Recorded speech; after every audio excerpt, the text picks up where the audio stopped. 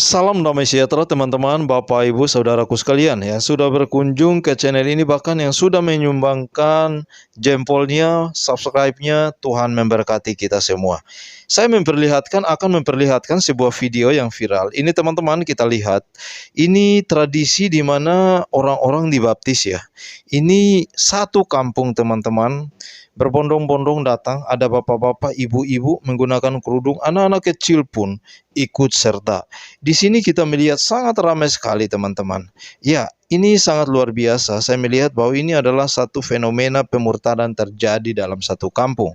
Nah, oleh karena itu saya akan mengajak kita untuk membaca salah satu firman Tuhan.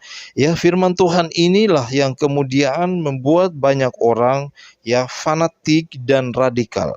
Di mana seringkali kita mendengar bahwa ada teman-teman ataupun saudara-saudara yang mungkin berkata bahwa orang Kristen, orang Islam itu fanatik sekali, orang Islam itu radikal sekali. Saya akan menunjukkan satu ayat yang sangat radikal dan fanatik sekali buat orang-orang Kristen ya, sekalipun mereka tidak mengakui itu. Ini ayat sangat luar biasa sekali.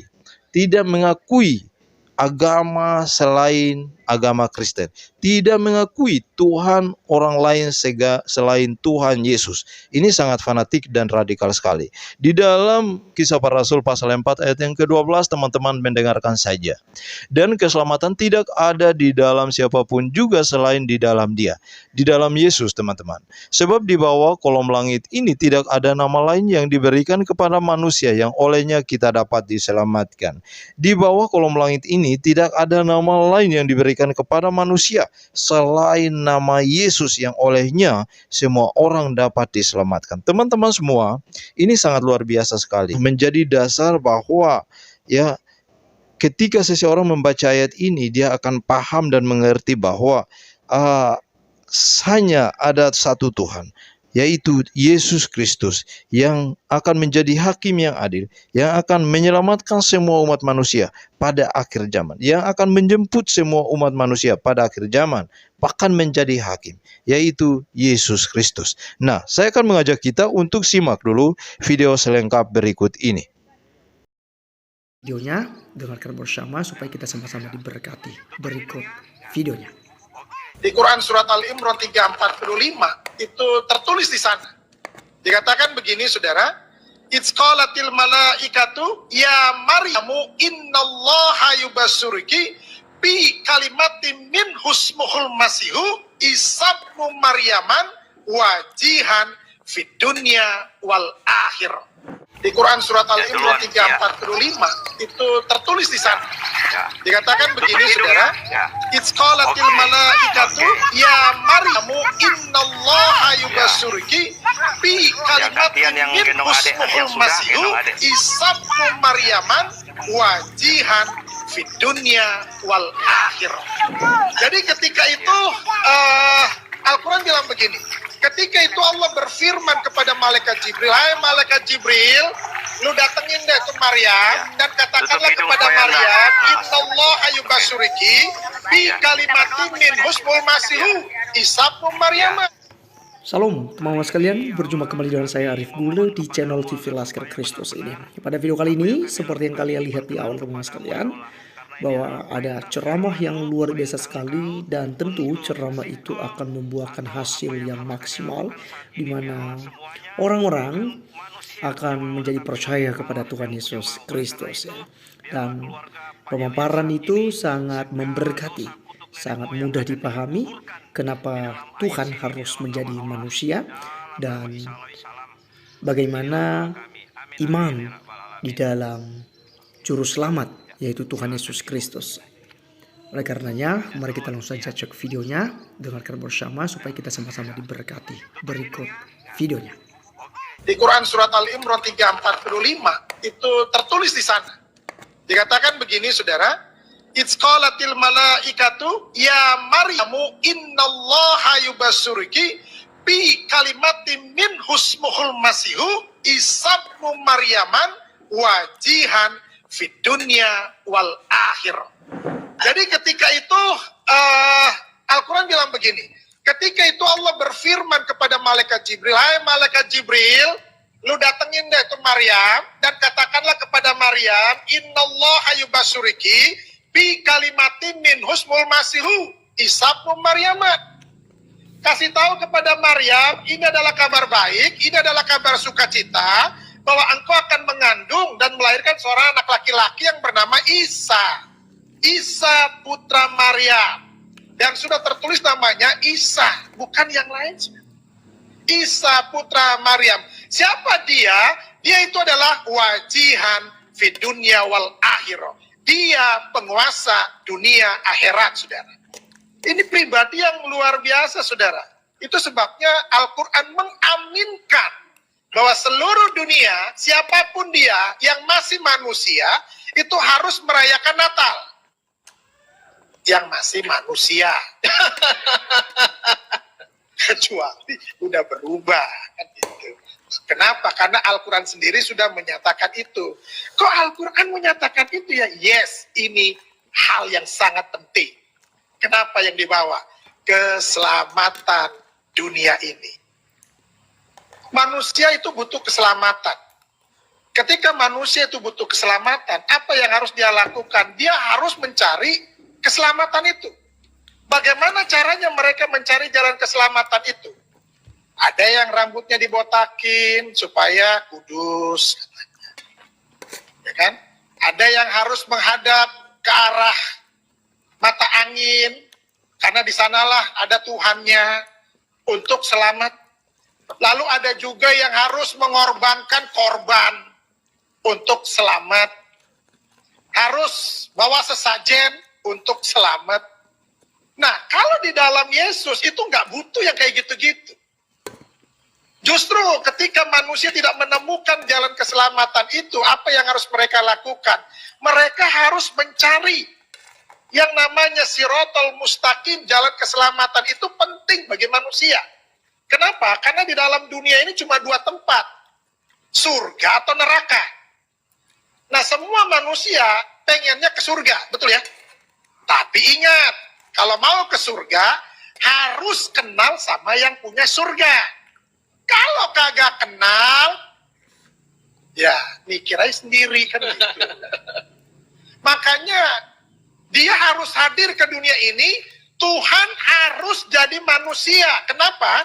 Karena dia sudah mengirim rasul-rasul, sudah mengirim nabi-nabi, tetapi manusia tetap keras kepala. Gak bakalan gue mau. Pokoknya gue mau suka-suka gue, semau gue katanya kan.